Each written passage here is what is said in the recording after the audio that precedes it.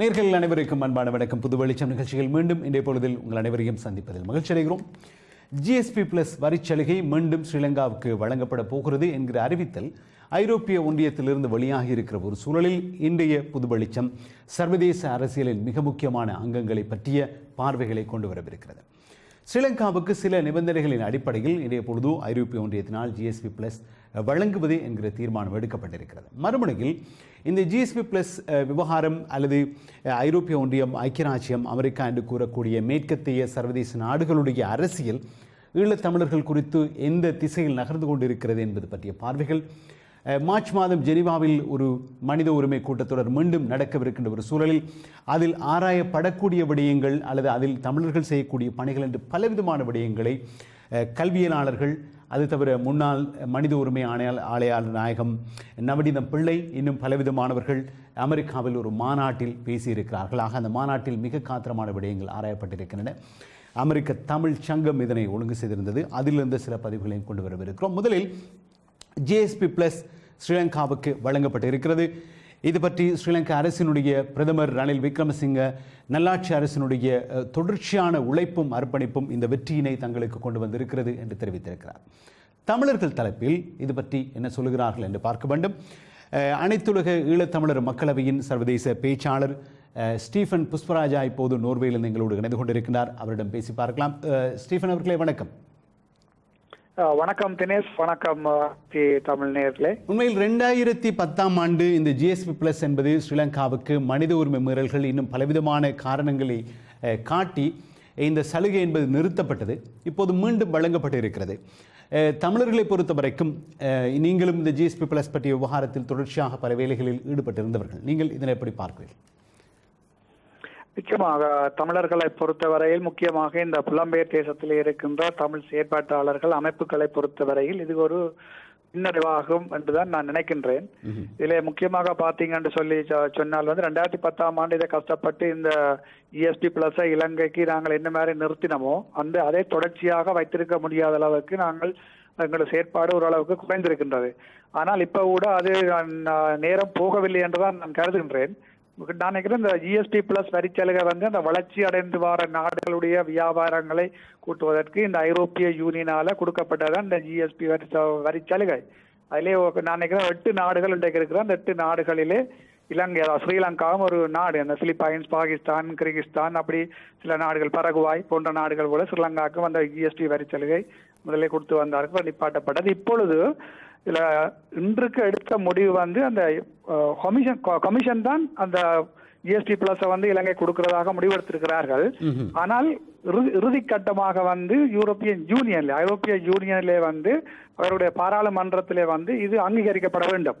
ஆனால் இப்போ தற்காலிகமாக ஏப்ரல் மாதம் வரைக்கும் இந்த நாளையிலிருந்து செல்லுபடியாது. இந்த GSP+ நாளையிலிருந்து குறுபட போகின்றது.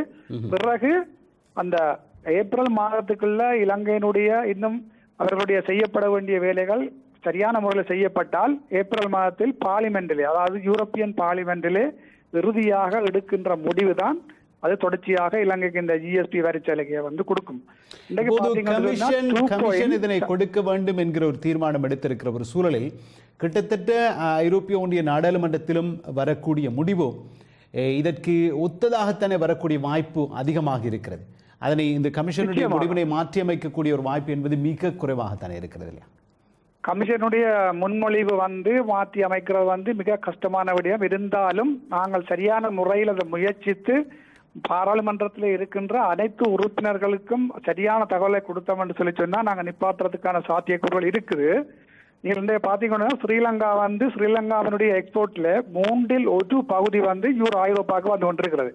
அது பார்த்தீங்கன்னா கிட்டத்தட்ட அண்ணளவாக 2.6 இருந்து 2.9 பில்லியன் யூரோஸுக்கு இலங்கை அரசாங்கம் வந்து ஐரோப்பிய யூனியனுக்கு தங்களுடைய ஏற்றுமதியை செய்து கொண்டிருக்கின்றார்கள். இது ஒரு பெரிய தொகை.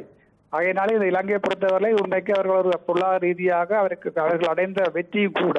அதை தவிர இதுல முக்கியமான இன்னொரு விடயத்தை நாங்கள் இந்த GSP பிளஸுக்கு பின்னால் இருக்கிற முக்கியமான இன்னொரு விடயத்தையும் பார்க்கணும். என்னென்றால், ஐநாவிலே 34வது அமர்வு வரப்போகுது மார்ச் மாதத்திலே. இன்று இந்த அமர்விலே வந்து ஸ்ரீலங்கா அரசுக்கு இந்த GSP பிளஸை காட்டி அங்க கலைக்கக்கூடிய அளவுக்கு ஒரு வலு சேர்க்கப்பட்டிருக்கிறது. அதாவது வந்து நாங்க மனித உரிமை மீறல்கள், இந்த சிறையிலே பிடித்து வச்ச கைதிகள் எல்லாரும் விட்டு நல்லிணக்கத்தை முன்னுக்கு கொண்டு வந்து, நல்லாட்சியை முன்னுக்கு கொண்டு வந்து, இவ்வளவு நடந்தபடியாத்தான் இந்த GSP பிளஸை வந்து இன்று ஐரோப்பிய யூனியன் எங்களுக்கு தந்திருக்கின்றது. ஆகையினாலே இந்த ஐநா மன்றத்தில் கூட வந்து எங்களுக்கு சாதகமான முடிவுகள் எடுக்க வேண்டும் என்ற வாதிடக்கூடிய அளவுக்கு வலுவான ஒரு கரு ஒன்று இலங்கை அரசாங்கத்துக்கு கிடைத்திருக்கு நான் சொல்ல தினேஷ். இறுதியாக ஒரு சின்ன ஒரு கேள்வி. போதும் ஐக்கிய நாடுகள் சபை நோக்கி தமிழர்கள் தொடர்ச்சியாக, குறிப்பாக இந்த புலம்பெயர்ந்த தமிழ் அமைப்புகள் பல பணிகளை, லோபி வேலைகளை செய்து வந்திருந்தார்கள்.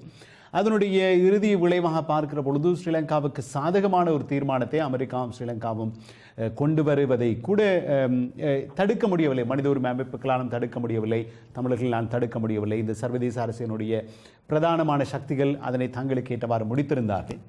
மறுபடியும் GSP பிளஸை பொறுத்த வரைக்கும் குறைந்த நல்லாட்சி என்று கூறக்கூடிய ரணில் மைத்ரி ஆட்சிக்கு பிறகு அதுவும் கூட ஸ்ரீலங்காவுக்கு சாதகமாக வந்திருக்கிறது. ஆக இந்த புலம்பெயர் தமிழர்கள் அமெரிக்காவை அல்லது ஐரோப்பிய ஒன்றியத்தை, இந்த மேற்கத்திய நாடுகளின் ஊடாக மனித உரிமையை காப்பாற்ற முடியும் என்கிற எதிர்பார்ப்பை தமிழர்கள் மத்தியில் ஊட்டி வரக்கூடிய அந்த அமைப்புகளை பொறுத்த வரைக்கும் இது ஒரு மிகப்பெரிய வீழ்ச்சி என்று நீங்கள் நினைக்கிறீர்களா? என்ன பொறுத்தவரை நான் இப்போ இந்த GSP பிளஸை ஒப்பிட்டு பார்க்கும் பொழுது அப்படித்தான் நான் நினைக்கின்றேன். காரணம் சொன்னால் எங்களுடைய வேலை திட்டங்கள் வந்து நான் நினைக்கின்றேன் வந்து ஓரளவுக்கு பின்னோக்கி சென்றுள்ளதாகத்தான் நான் பார்க்குறேன். இப்போ நீங்கள் இந்த போராட்ட காலத்தில் எந்த அளவுக்கு முனைப்போடும், மற்ற ராஜபக்சனுடைய காலத்தில் எந்த அளவுக்கு முனைப்பாக இங்குள்ள அமைப்புகளும் செயற்பாட்டாளர்களும் வேலை செய்தார்களோ அந்த அளவுக்கு இந்த ஓரளவுக்கு நான் நினைக்கிறேன் வந்து அவருடைய வீச்சு வந்து கொஞ்சம் குறைஞ்சிருக்கு. ஆனால் இது வந்து ஒரு நிரந்தரமாக இருக்க முடியாது என்பதுதான் உண்மை. ஆனால் இலங்கையில நடக்கின்ற நிகழ்வுகள் வந்து அதுக்கான ஒரு சாதகமான நிகழ்வாக எங்களுக்கு தெரியவில்லை. ஆனால் இலங்கை அரசாங்கம் வந்து இந்த உலகத்துக்கு அங்கு நல்லாட்சி நடக்கின்றது, நல்ல விடயங்கள் எல்லாம் நடக்கின்றது என்று காட்ட வேண்டிய தேவை இருக்கின்றபடியால் அவர்கள் சரியான முறையிலே தங்களுடைய ராஜதந்திர வேலைகளை முறையாக செய்து கொண்டிருக்கின்றார்கள். ஆனால் நாங்கள் இருந்தாலும் வந்து இந்த ஜெனீவாவில் நடக்க போகின்ற மனித உரிமை இந்த கூட்ட அமர்விலே வந்து எங்களுடைய செயற்பாட்டாளர்கள் கூடிய அளவு அந்த வங்கி அங்குள்ள ராஜதந்திரிகளை சந்தித்து நாங்கள் செய்யப்பட வேண்டிய வேலைகள் நிறைய இருக்குது. சரியான தகவல்களை அதுக்கு முன்னாக திரட்டி இதில் எங்களுக்குள்ள பிரச்சனை என்னன்னு சொன்னால், இந்த செயற்பாட்டாளர்களும் அமைப்புகளும் செய்கின்ற வேலை இந்த GSP பிளஸ் கூட இப்ப வரப்போதுன்னா நாங்கள் துவங்குறத வந்து கிட்டத்தட்ட ஒரு மாதம் தான் துவங்குவோம். இதே சரியான என்ன பொறுத்தவரை சரியான லேட்.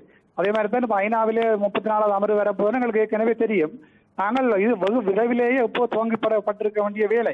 ஓரளவுக்கு ஒரு கணிசமான அமைப்புகள் அங்கின்று வேலை செய்கின்றார்கள். இது நாங்கள் வேலைக்கே துவங்கி இருக்கணும். இந்த வேலைகளை சரியான தரவுகளை சேகரித்து அதற்கான பத்திரங்கள் எல்லாத்தையும் தயாரித்து நாங்கள் அந்தந்த அனைத்து நாட்டு ராஜதந்திரிகளுக்கும் இதை நாங்கள் அனுப்பி வச்சு அவர்களுடன் நேரடியாக சந்தித்து இந்த வேலை திட்டங்களை செய்திருக்க வேண்டும்.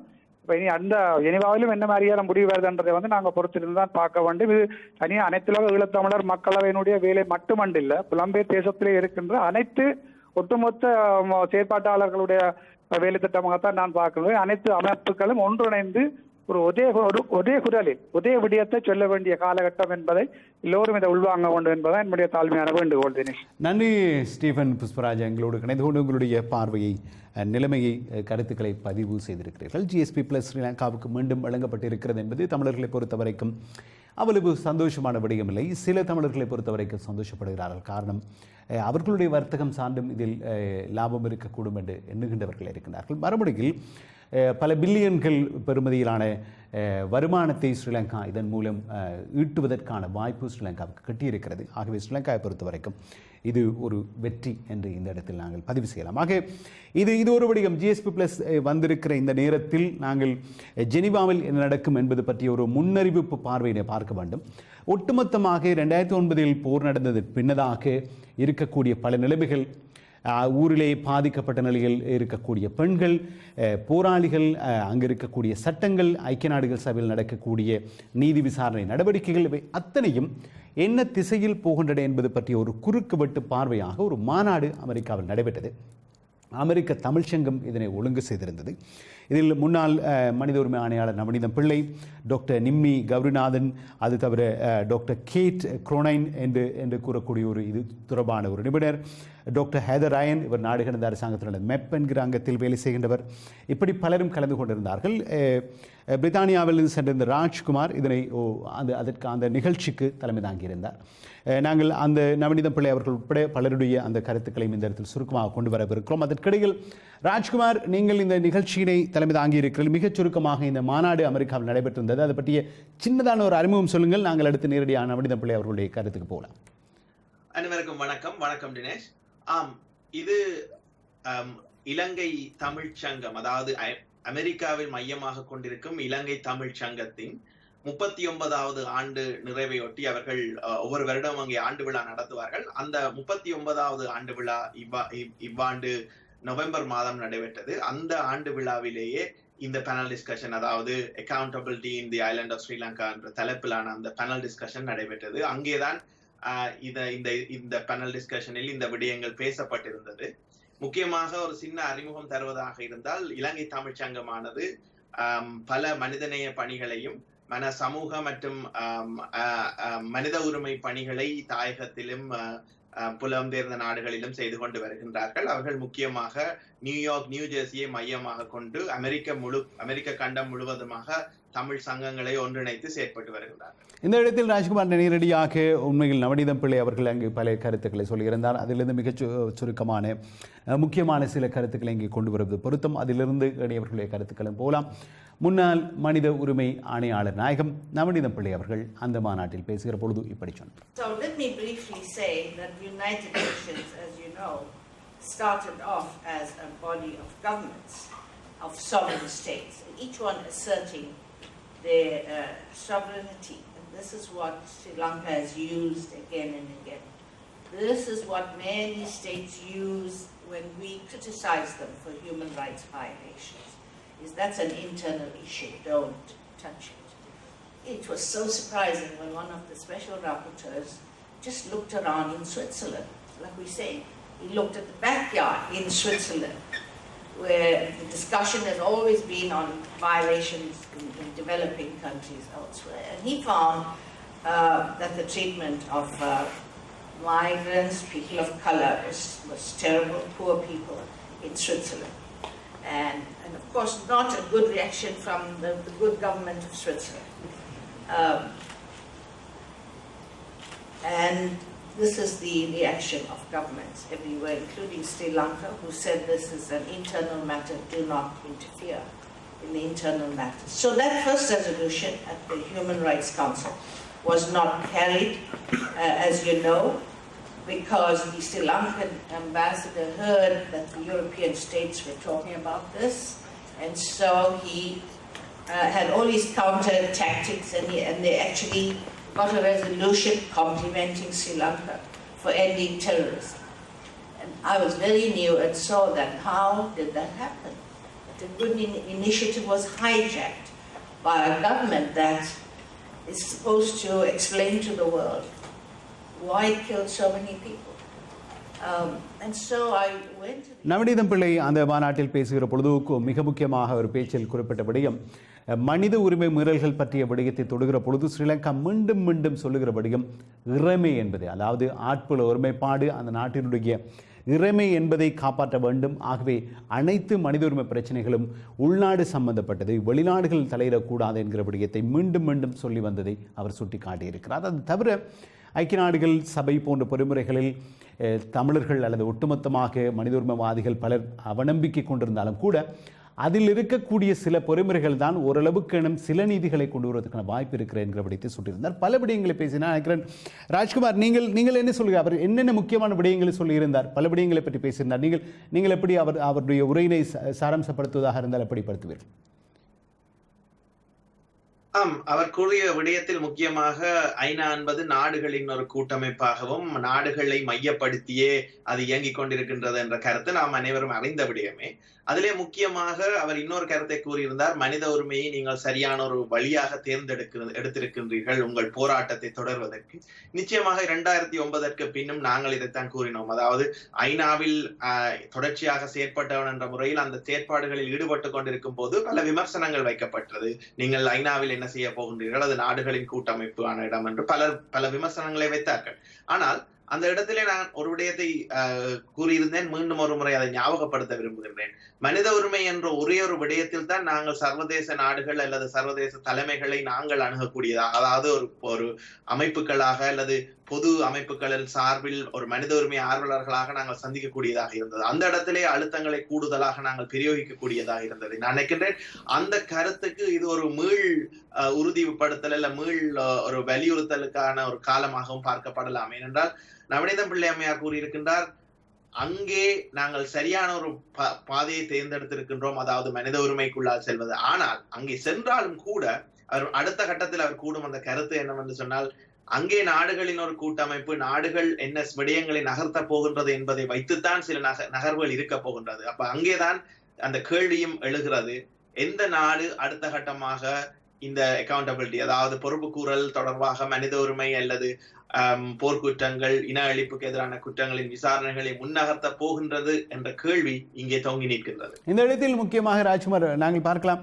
இந்த மனித உரிமைகள் என்பதற்கான கட்டமைப்புகள், ஆணையங்கள், அதற்குரிய அறிக்கையாளர்கள், அதற்குரிய ஆணைக்குழுக்கள் என்பவையில் அமைக்கப்பட்டாலும் இறுதி முடிவு என்பது அரசுகளுடைய கைகளில் தான் இருக்கிறது. அரசுகள் ஒன்றை ஒன்று பாதுகாத்துக் கொள்கிற அரசியல் ரீதியில் தங்களுக்கு நலனுக்கு இணைந்து வருகின்றவர்களோடு ஒத்துப்போகின்ற ஒரு நிலையில் தான் உலக அரசியல் நகர்ந்து கொண்டு இருக்கிறது. அந்த சூழலில் வரக்கூடிய பாதிப்புகள் அது பற்றி எந்தளவு தூரம் எச்சரிக்கை உணர்வோடு இருக்க வேண்டும், அல்லது அரசியல் செய்கின்ற நாடுகளுடைய செல்வாக்கு ஐநாவில் எந்தளவு தூரம் இருக்கிறது என்பதை மறந்துவிடக்கூடாது என்கிற கோணத்திலும் ஒரு உள்ளிருந்து வருகிற ஒரு குரலாக அவருடைய குரலை பார்க்கிறோம். ஆனால் இந்த மாநாட்டுக்கும் மார்ச் மாதத்தில் ஜெனீவாவில் வரவிருக்கிற மனித உரிமை கூட்டத்தொடருக்கும் இடையில் சம்பந்தம் இருக்கிறதா? நான் நினைக்கிற பட்சத்தில் அதனை முன்னிறுத்தித்தான் இதனை ஏற்பாடு செய்திருக்கிறீர்கள் இல்லையா?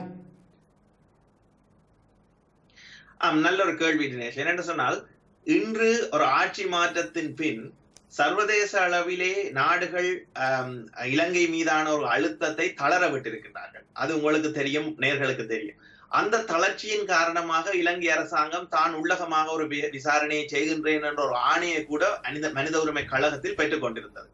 அதைத் தொடர்ந்து இலங்கை அரசாங்கமானது தான் யாப்பு மாற்றங்கள் மற்றும் அரசியல் தீர்வுக்கான ஒரு தீர்வு திட்டத்தை வைக்கப் போகின்றேன் என்ற அடிப்படையில் மனித உரிமை விடயங்கள் அல்லது போர்க்குற்றம் தொடர்பான விடயங்களை பின்தள்ளி வருகின்றது. அந்த பின்தள்ளலின் ஒரு பக்கமாக தொடர்ச்சியான ஒரு இன அழிப்பு அங்கே நடந்து கொண்டிருக்கின்றன. அது ஒரு கலாச்சார சீரழிவாக இருக்கலாம், அல்லது அது ஒரு கல்வி சீரழிவாக இருக்கலாம். பல விடயங்களில் தமிழ் இன அடையாளத்தை அங்கே அழிப்பதற்கான வேலை ஒரு மறைமுகமாக நடந்து கொண்டிருக்கின்றது. இவற்றை நீங்கள் தடுத்து நிறுத்த வேண்டுமானால் நிச்சயமாக ஒரு பொறுப்பு கூறும் தன்மை, முழுமையான ஒரு விசாரணை நடாத்தப்பட வேண்டும். ஆனால் இன்று அந்த முழுமையான விசாரணையை ஒரு விதத்தில் தள்ளி வைத்துவிட்டு அரசியல் தீர்வு திட்டங்களுக்கூடாக அல்லது அரசியல் யாப்பு மாற்றத்துக்கூடாக சில விடயங்களை செய்யலாம் என்பது எமது அரசியல் தலைவர்களது கருத்தாகவும் இருக்கின்றது தாயகத்திலே. அந்த அடிப்படையில் பார்க்க போனீர்களாக இருந்தால் மனித உரிமை என்ற விடயம் அல்லது போர்க்குற்றம், மனித குலத்துக்கு எதிரான குற்றங்கள், இன அழிப்பு குற்றங்களான அந்த குற்றம் பொறுப்பு கூறும் தன்மை ஒரு பக்கத்தில் நடந்து கொண்டிருக்க, அரசியல் தீர்வு என்பது இன்னொரு பக்கத்தில் நடக்க வேண்டிய விடயம். இதை ரெண்டையும் நீங்கள் ஒன்றுக்கொன்று விட்டு கொடுத்து செல்ல முடியாது. அதுதான் இந்த பேனல் டிஸ்கஷன் அல்லது இந்த கூட்டத்தொடரில் முக்கியமாக வெளிப்பட்ட ஒரு விடயம். இரண்டும் தனித்தனி பாதைகளில் செல்ல வேண்டும். அதாவது இரண்டுக்கும் எந்தவித தொடர்பும் இல்லை. ஏனென்றால் பொறுப்பு கூறல் என்பது சர்வதேச சட்டங்களுக்கு அமைய இலங்கை அரசாங்கம் பொறுப்பு கூற வேண்டும். ஆனால் இலங்கையில் இருக்கும் இனங்களுக்கான ஒரு சுபீட்சமான வாழ்வுக்கும் ஒரு முழுமையான ஒரு விடுதலைக்கும் அவர்களுக்கான ஒரு அரசியல் தீர்வை கொடுப்பது என்பது இலங்கை அரசாங்கத்துக்கான ஒரு கடமை. அப்ப இதை ஒன்றை ஒன்று மழுங்கடிக்க செய்வதற்கான முயற்சி நடந்து கொண்டிருக்கும் ஒரு காலகட்டத்தில் இந்த விடயங்களை ஆராய்வதற்காகவே முக்கியமாக மனித உரிமை கழகத்தில், அதாவது ஐநா மனித உரிமை கழகத்தின் முன்னாள் உயர்ஸ்தானிகராக இருந்த நவி பிள்ளை அவர்களை கூட அங்கே வந்தது அதன் முக்கியத்துவமாக பார்க்கப்படுகின்றது. ஆகவே இதிலே நாங்கள் இந்த கூட்டத்தொடருக்கு பிறகு வந்த பல விடயங்கள் இதை தெளிவுபடுத்தி இருக்கின்றது. இதை எப்படி இந்த 2 பாதையில் இதை கொண்டு செல்ல வேண்டும் என்றால், ஒன்றை விட்டீர்களாக இருந்தால் அதை நீங்கள் பிறகு ஒரு காலம் எடுக்க முடியாது. அது தொடர்ச்சியாக அந்த இன அழிப்பிலே அது நடந்து கொண்டிருக்கும். சட்டில் ஜெனசைட் என்று சொல்வார்கள். அது கண்ணுக்கு தெரியாமல் நடந்து கொண்டிருக்கும் முடியுங்கள். ஆகவேதான் இந்த நேரத்தில் இது முக்கியத்துவம் பெற்றது. இந்த இடத்தில் ராஜ்குமார், நீங்கள் சொன்னதோடு சேர்த்து நான் நினைக்கிறேன் டாக்டர் நிம்மி கௌரிநாதன் அதிலே கலந்து கொண்டு பேசியிருந்த அவருடைய கருத்து சுவாரஸ்யமானது என்று நினைக்கிறேன். அதாவது போராளிகள், இப்போது நாங்கள் முன்னாள் போராளிகள் என்று கூறுகிறவர்கள், அதாவது போரிலே ஈடுபட்டவர்கள் பெண்கள், குறிப்பாக போர் அல்லது விடுதலை புலிகள் கட்டமைப்போடு அல்லது போராட்ட கட்டமைப்போடு அரசியல் ரீதியாகவோ ஏதோ ஒரு விதத்தில் பங்கெடுத்தவர்கள் இன்று புனர்வாழ்வு என்கிற பெயரில் வெளியில் விடப்பட்ட பிற்பாடு இன்று அவர்களுடைய வேலை திட்டங்கள் எல்லாம் சரட்டி வேலைகளாக அவர்கள் தையல் இயந்திரங்களை கொடுப்பது, கோழி குஞ்சு வளர்ப்பது என்பது போன்றதான ஒரு நிலையான உதவிகள் தான் அவர்கள் கொடுக்கப்படுகிறது. அது தவிர விதவைகள் என்று அவர்கள் பிரிக்கப்படுகிற விவகாரம் எல்லாம் இருக்கிறது. உண்மையில் இவர்களுடைய அடையாளம் பற்றி சில காத்திரமான கேள்விகளை முன்வைக்கிறார் டாக்டர் நிம்மி கருணாநாதன். இங்கே நாங்கள் கொண்டு வரலாம். Kate and I were at the Assistant Secretary of State Nisha Biswal's conversation at Columbia University's new U.S. Sri Lanka Forum. And her entire message was that lasting peace is linked to an inclusive prosperity. Over and over again, this is what she says. Lasting peace is linked to an inclusive prosperity. Again, this is sanitizing language, it is depoliticizing language, and the person who gets put in that position to create inclusive prosperity is the woman you've given a sewing machine to. She's going to be the way the U.S. government can say, we've contributed to reconciliation in the United States, right? And who are they partnering with at Columbia University? They're partnering with the Association of War Widows, whose big suggestion is to have a garment factory, one that I've seen that's outside of Batagaloa that's surrounded by military camps. Right? This is a U.S. approach. It is a sanitized approach to reconciliation. It is depoliticized. And what others have seen is that you have these selective truths, right, that create their identities, and it's always based on a trauma. But the problem is that these identities, whether she's raped or whether she's a war widow, can be useful to get resources, but that becomes sort of politicked away as a type of justice in itself. Right? And what I mean by that is if something terrible happens to a Tamil woman, she acknowledges that it happens, she falls into a particular category, she's given a sewing machine, and then it's done. Right? That is supposed to be a form of justice. It is a type of justice that women are seeing on the island right now. But, I mean, as everybody knows, that the justice that we're looking for requires a structural change, right? So that requires asking a different question. Why was your husband targeted? When was he killed? How was he killed? How long has it been? Why has there not been an investigation? Right? These are the political conversations that have to happen for structural change. A forever victim about sexual violence in Sri Lanka, and the report essentially, after doing research on the island, a number of us, was about how sexual violence is used. How sexual violence is used to not allow women to have a political voice on the island, right? How sexual violence, and being as pervasive as it is right now, has caused women to shrink inside their houses, has changed the mobility of women. Right? Again, when you don't have women in the public space. Doctor Nimmi Gowrinathan சொல்லுகிற அந்த விடயத்தை நாங்கள் இங்கு கொண்டு வந்தோம். நினைக்கிறேன் மிக முக்கியமான பல கேள்விகளை அவர் முன்வைத்திருக்கிறார். என்ன நடக்கிறது என்பதை மிக தெளிவாக வெளியில் கொண்டு வருகிறார். அவர் சொல்கிற விடயம், இப்போது அமைதி திரும்ப வேண்டும், நல்லிணக்கம் உருவாக வேண்டும் என்பதற்காக முயற்சி செய்கிற அமெரிக்க அரசாங்கம் போன்றவற்றினுடைய அணுகுமுறையை பொறுத்த வரைக்கும் அவர்கள் உண்மையில் அரசியல் என்கிற விடயத்தை, அந்த மக்கள் எதற்காக போராடினார்கள், அந்த பெண்கள் எதற்காக பாதிக்கப்பட்டார்கள் என்கிற அந்த மூல காரணங்களே அவர்கள் ஒருபோதும் தொடவில்லை. பிரச்சனையினுடைய மூல காரணத்தை அந்த பிரச்சனையிலிருந்து அந்நியப்படுத்துகிற ஒரு வேலையை செய்கிறார்கள். அந்த பெண்களை பாதிக்கப்பட்டவர்களாக, போரில் பாதிக்கப்பட்டவர்களாக, விதவைகளாக, அந்த ட்ரோமா என்கக்கூடிய உளவியல் பாதிப்புகள் உள்ளானவர்களாக, கைகால் ஊனமுற்றவர்களாக, அந்த வெவ்வேறு பகுதிகளாக வகையறாக்கள் அந்த மக்களை பிரிப்பதன் ஊடாக அதில் இருக்கக்கூடிய அரசியலிருந்து அவர்களை அந்நியப்படுத்தி அந்த பிரித்தலின் ஊடாகவே ஒரு நீதி வழங்கப்படுவதாக காட்டுகிற ஒரு நடவடிக்கை நடக்கிறது. அதற்காக பாவிக்கப்படுகிற மொழிநடைகள் அத்தனையும் கூட இந்த பிரச்சனையினுடைய மூலத்திலிருந்து தப்பி ஓடுகிற அல்லது அதனை விலத்தி விடுகிற ஒரு மொழிநடையை பாவிக்கிறார் என்றபடியும் சொல்கிறார். உண்மையில் இன்னும் சில முக்கியமான விடயம், தையல் மிஷின் வரையிலும் அவர் கேள்விக்குள்ளாக்குகிறார். தலைமைத்துவம் கொண்ட பண்புகள் கொண்ட மிகப்பெரிய வல்லமையில் இருந்த பெண்களுக்கு இன்று அவர்கள் தையல் மெஷின் கொடுக்கிறதை ஊக்குவிக்கிறார்கள், கோழி குஞ்சு வளர்ப்பதை ஊக்குவிக்கிறார்கள். ஆனால் அதனை விட வல்லமை கொண்டவர்கள் ஆக பிற்போக்காக அந்த பெண்களை பின்னோக்கி இழுக்கிற ஒரு வேலை நடக்கிறது என்பதை சுட்டிக்காட்டுகிறார். இதை பற்றி பேச வேண்டும். பேசுவதற்கிடையில் சின்னதாக ஒரு விளம்பர இடைவேளை. நேர்கள் காத்திருங்கள், மீண்டும் சந்திக்கலாம்.